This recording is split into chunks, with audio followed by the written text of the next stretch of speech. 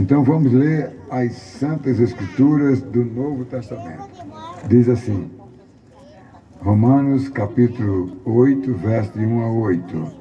Agora, pois, já não existe nenhuma condenação para os que estão em Jesus Cristo, porque a lei do Espírito da vida em Cristo Jesus livrou você da lei do pecado e da morte. Porque aquilo que a lei não podia fazer, por causa da fraqueza da carne, isso Deus fez, enviando seu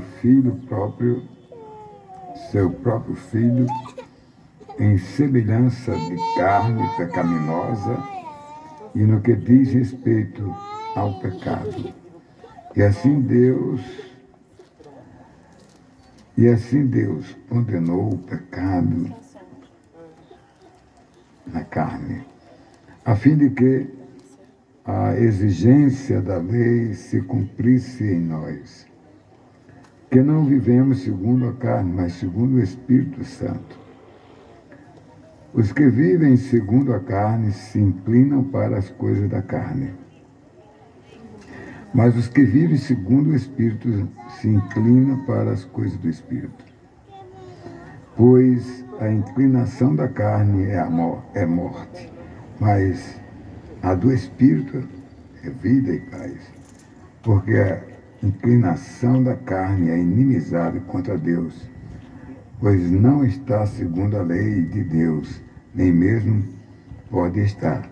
Portanto, os que estão na carne não podem agradar a Deus. Mais uma vez, Deus e Pai, te agradecemos, Senhor, por essa oportunidade feliz. E eu quero te pedir, ó Deus, que tu ilumine minha mente e a mente dos irmãos que aqui estão, para que possamos compreender a tua palavra. Nós pedimos em nome de Jesus. Amém. Sente, irmãos. Não existe nenhuma condenação. Mas para quem são estas palavras, né? Essas palavras são para quem crê no Filho de Deus, que não é segundo a carne, mas é segundo o Espírito. Quem é crente nasceu de novo do Espírito Santo, então vive no Espírito. Então para ele não há condenação. Mas quem não creu e não nasceu de novo, não tem o Espírito Santo, ele está segundo a carne, ele está no pecado, e o pecado foi condenado por Deus. Meus irmãos, esse tema me chama muita atenção. Os que creem em Jesus Cristo são salvos da morte eterna. E a vida do Senhor Jesus, há mais de 2000 anos atrás, foi para perdoar e livrar o homem do pecado. A salvação não depende de homem ou de qualquer outra coisa, a não ser do Filho de Deus.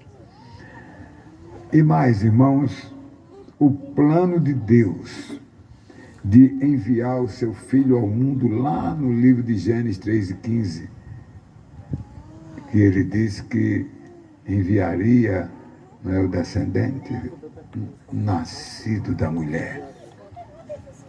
Olha, 6.000 anos atrás, e isso se configurou. Não é que ele isolou o homem, mas é que o homem não teria participação no descendente, porque a mulher seria cheia do Espírito Santo e a sua concepção seria do Espírito Santo. Dito há 6.000 anos atrás. E ele veio ao mundo e assumiu a identidade humana, 23 cromossomos de Maria, 23 cromossomos do Espírito Santo. O que nasceu aqui nasceu com a natureza humana de Maria e com a natureza espiritual divina do Espírito Santo. É fantástico dizer isso. Esse é o plano. Por isso que esse homem veio aqui como descendente, depois como Messias, como Filho de Deus, como Redentor, como Salvador. Ele veio aqui para resgatar o homem que havia sido enganado pela serpente e pelo querubim, que foi expulso do céu e azucrinou o primeiro casal e os levou ao pecado. Então ele veio para assumir esse pecado, se tornar homem para limpo, sem pecado, porque não nasceu do homem humano, mas que nasceu do Divino Espírito Santo. Então ele veio para trazer a redenção, o perdão para o homem pecador. Para isso é fantástico, meus irmãos. Eu queria dar uma explicação para vocês nesta noite. Preste bem atenção. Para tirar as dúvidas, irmãos, o homem pecador, né? Se ele não for perdoado, ele não pode estar, como o tema aqui, não existe nenhuma condenação para os que estão em Jesus Cristo. Se ele for perdoado, crer em Deus, se arrepender e nascer de novo, nenhuma condenação existe para esse homem. Esse homem tem a herança da glória de Deus. Fantástico, meus irmãos, né? Olha, meus amados, como isso é importante, né? Por isso que Jesus Cristo veio ao mundo e assumiu a nossa dívida sem pecado, assumindo o pecado, para destruir o pecado, para nos perdoar e nos dizer, Marco Severo, né, Raimundo, para dizer Marlene, para dizer Ivaneide, vocês podem se sentir inscritas para viver aqui a salvação eterna e quando terminar aqui, lá com o Senhor, para todo sempre. Em primeiro lugar, irmãos, o verso primeiro diz assim, não existe nenhuma condenação, né? Bem, como eu disse antes, o homem desobedeceu a Deus, né? E foi condenado à morte eterna, mas Deus, no seu grande amor, pela sua acabada de formação junto com ele, o Filho e o Espírito Santo, em Gênesis 1:26, façamos o homem. O homem era a coroa da criação. O homem era a inteligência que iria, né, comandar a criação de tudo que Deus fez em 6 dias. Meus irmãos, olha bem, o homem recebeu ali a promessa depois que ele pecou, porque até Deus casar o homem, até Deus dizer para ele, né, seja fecundo e administre a criação, faça o calendário, faça as estações do tempo. E o homem foi aprendendo e fez tudo isso. Mas esse homem ali no paraíso, quando estava sem pecado, que Deus o casou, fez tudo com ele, ele então, infelizmente, pisou na bola. E aí A mulher foi seduzida pela serpente, pelo dragão, pelo querubim que se rebelou nos céus contra Deus e que levou a mulher a ser enganada e ela enganou seu marido. Foram expulsos do paraíso. Olha, meus irmãos, eles receberam de pronto, não é? Do próprio Deus, ele recebeu a promessa de Jesus, do descendente que viria fazer o quê? Pagar o preço do pecado, e ao perdoar, o homem precisava de justiça para ser salvo. E aí, Jesus Cristo assumiu na cruz do Calvário, pagou a justiça do pecado do homem, e todos que creem em Jesus Cristo são justificados em Cristo Jesus. Eu não mereço o céu, mas pela justiça de Deus, eu fui justificado por Ele. Ele pagou a nossa dívida. Olha, quando o homem recebe Jesus Cristo no coração, amados, né? De pronto, de forma imediata, em rito sumário da justiça, ele é automaticamente perdoado e anulado a penalização da morte eterna. A alma que pecar, essa morrerá, mas o que crê em Jesus Cristo, ele pagou essa dívida do pecado e nos dá a certeza da salvação eterna. Meus irmãos, é fantástico, não só foi paga a penalidade, mas como amado, também ele passou a ser livre da culpa do pecado, amado, para viver nesta terra aqui como salvo. Qual é o lucro de um crente aqui que crê em Deus? É viver em paz e saber que há algo grande no seu coração que lhe garante uma vida de paz, e ao partir daqui nós gozaremos a glória de Deus. Meus amados, o que significa então a justificação? A justificação, amados, é um ato, como eu disse antes, em que Jesus diz assim, né? Aline, eu assumo os seus pecados. Você creu em mim, se arrependeu dos meus pecados, dos seus pecados. E aí eu pago ele na cruz do Calvário. E você está justificada. Você não tinha como pagar. Meus amados, preste bem atenção, meus irmãos, né? Preste muito bem atenção aqui o seguinte que eu vou dizer para você agora. Veja bem, segundo ponto da nossa palavra nesta noite, verso de número 3. Deus condenou o pecado.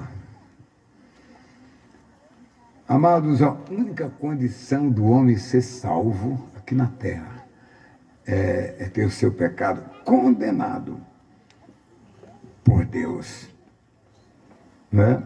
E somente a vinda do Senhor Jesus, amado, o homem entregar sua vida a Jesus Cristo, né? Preste bem atenção, amados. A vida, a morte e a ressurreição, amados, foram o quê? As provas de que este Jesus Cristo, que veio ao mundo, que pagou minha dívida, que morreu na cruz do Calvário, como disse Paulo aos Colossenses 2,14, ele pagou o escrito de dívida, nossa duplicata, nós estávamos no Serasa, no SPC, ele pagou nossa dívida na cruz do Calvário e nos quitou a nossa dívida. Ele fez isso, quer uma prova disso, ele morreu na cruz. Olha, amados, ele não só teve uma vida aqui anunciando o seu reino, mas ele morreu na cruz, ele ressuscitou, meus amados irmãos, e estas são as provas pelas quais, amados, ele é o teu Salvador. Se você crer nele, quem crê nele, ele é o Salvador, porque ele vive e continua vivo e está para voltar a qualquer momento. Esse é o nosso descendente de promessa, Adão. Deus tinha um plenário, nós temos aqui mais de 30 pessoas, Deus tinha só na frente dele Adão e Eva, a igreja daquela época, e Deus disse ao primeiro o seguinte, não é? Porém, inimizade entre o querubim, Satanás, a serpente, o dragão, e a mulher, e ao filho da mulher, o descendente, eu colocarei inimizade. E a inimizade continua, a igreja perseguida continua sendo perseguida. Mas se a humanidade hoje tem 1/3 de cristãos, nós somos vencedores. Nós somos um povo forte que atravessa perseguições desde o primeiro século, não é? Desde os primeiros 100 anos, irmãos, todos os tempos até hoje. Hoje é que ela continua perseguida. Mas ela é a igreja dos eleitos. Ela é a igreja dos salvos, amados. Olha, o crente que é salvo em Jesus Cristo, irmãos, a Bíblia diz que ele é redimido, que é, além de ser Deus fazer a redenção dele, Jesus Cristo é o Redentor, Jesus Cristo é o remidor. Remiu o pecado, pagou o pecado dele, amados, quando ele habitou aqui entre nós. A Bíblia diz que ele veio aqui cheio de graça, né? Ele veio aqui cheio de graça e todos podemos ver a sua glória, meus irmãos. E como diz a palavra de Deus lá em João capítulo 1, verso 14, e vimos a sua glória como a glória do unigênito do Pai. Fantástico, meus irmãos. Está lá em João 1,14, meus irmãos, e este texto aqui está afirmando a humanidade de Jesus. Ele esteve conosco aqui, amados. Ele veio de forma humana e aqui nasceu e aqui viveu conosco, amados.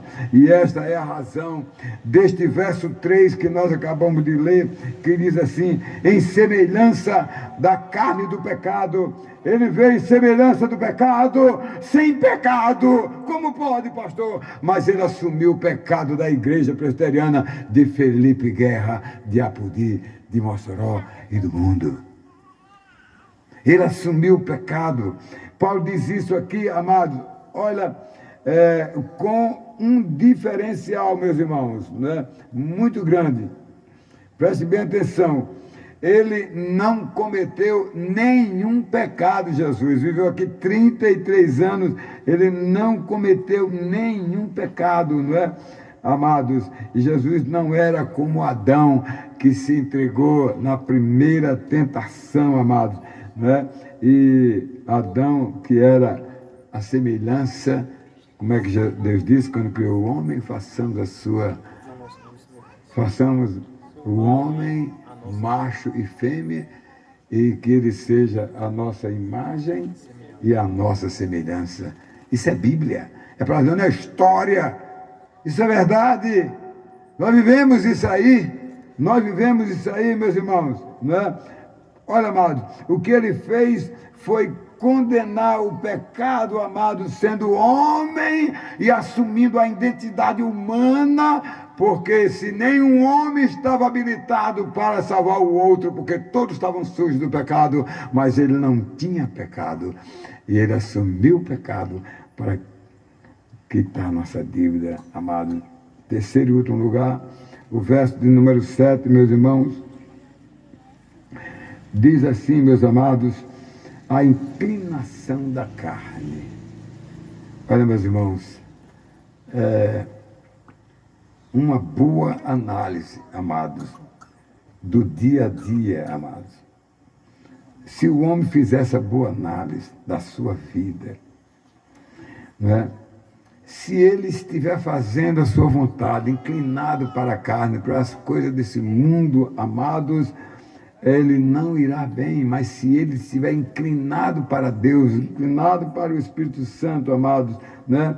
E abandonar as obras humanas, irmãos, preste bem atenção, amados, parece que as pessoas estão neste mundo de hoje alucinadas, estão ensurdecidas, não estão dando bolas para nada, irmãos, porque dizem até que daqui a pouco vai ser a pedofilia livre, sexo livre, a imoralidade sexual.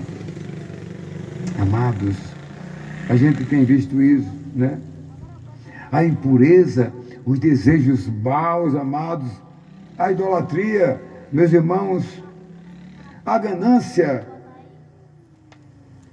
Alguém que faz tudo por dinheiro, alguém que corre atrás de um deus, uma deusa, figura de pessoas humanas que viveu aqui, corre atrás da criatura, mas não corre atrás de quem criou as pessoas. O homem é criatura. Quando Moisés escreveu o livro de Gênesis, ele escreveu estando lá no Egito e ele recebeu a revelação direta de Deus. Depois ele escreveu Gênesis, Apocalipse, Gênesis, Êxodo, Números, Deuteronômio, né? Ele escreveu, amados, esses 5 livros, e lá bastantes, quando ele estava lá no deserto, prestes a entrar na terra prometida, ele escreveu o Pentateuco, os 5 livros, o último capítulo do livro de Deuteronômio, o número 30, o único que ele não escreveu, mas o seu escrevente, Eleazar, filho do sacerdote Arão, escreveu o último capítulo, que foi procurado Moisés lá no monte, e não encontraram mais. E ele passou a estar com Deus. Aí o escrevente dele terminou o livro de Deuteronômio, o Pentateuco, a Torá. Olha, meus irmãos, preste bem atenção, meus irmãos. Naquela época que ele escreveu, é o que eu quero mesmo dizer. É que os egípcios, onde ele morou lá, foi criado lá, aprendeu o país mais avançado do mundo. Hoje é os Estados Unidos, já nem é mais, são outros, a China, não sei o quê. Mas era o Egito o primeiro mundo da época. E os deuses egípcios eram gato, cachorro. Era só figurinhas humanas.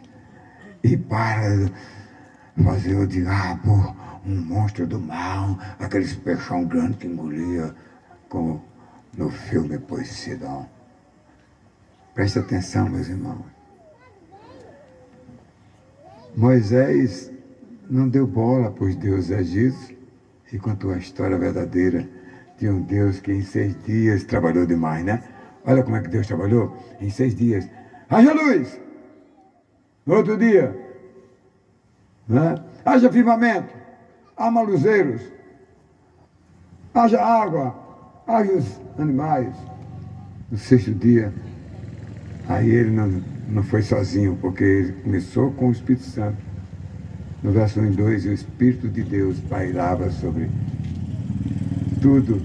Mas no verso 6, Ele invoca a trindade de Deus, que tão desmerecida é por aqueles que não crê no Pai, no Filho e no Espírito Santo, por aqueles que não crê o que era, o que é e o que há de ser, por aquele que não crê. Mas aí ele disse assim, e até duvidam dessas palavras de Gênesis 1:26, o sexto dia, conclusão: façamos o homem. Quem? O Pai, o Filho e o Espírito Santo. Irmãos, aí Moisés não foi na conversa dos egípcios da universidade da época dele, mas ele recebeu a revelação de Deus e fez tudo como Deus mandou. E Deus era o Deus que visitava o homem que ele fez, macho e fêmea, e a criação que começou, ele visitava. E o diabo já era a serpente. E os egípcios diziam que o Deus dele era os gatos, era os bichos, lá na Índia é as vacas, né? Ainda hoje, né? Mas lá, eles diziam que os grandes dragões do mar eram o diabo.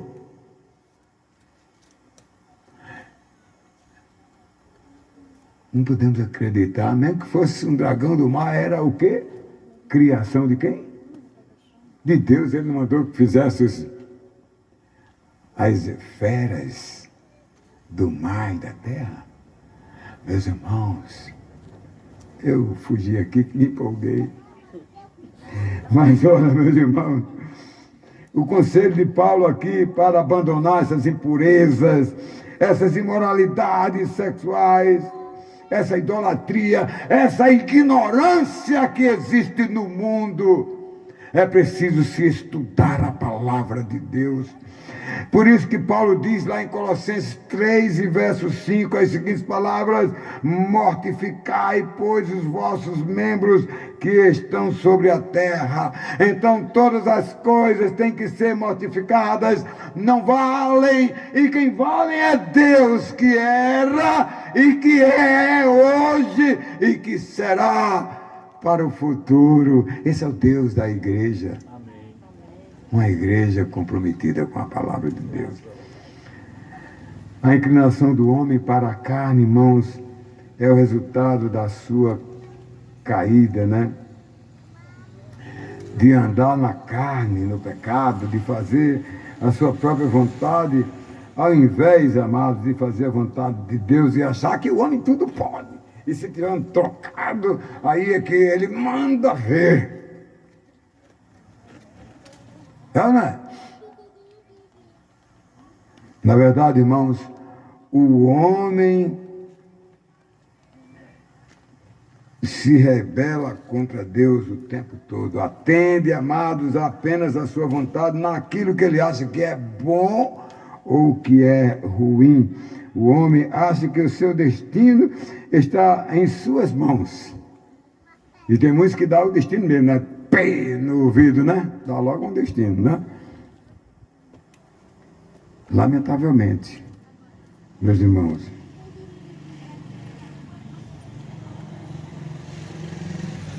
Irmãos, o verso 6 desse texto diz assim: é claro, a inclinação da carne é morte.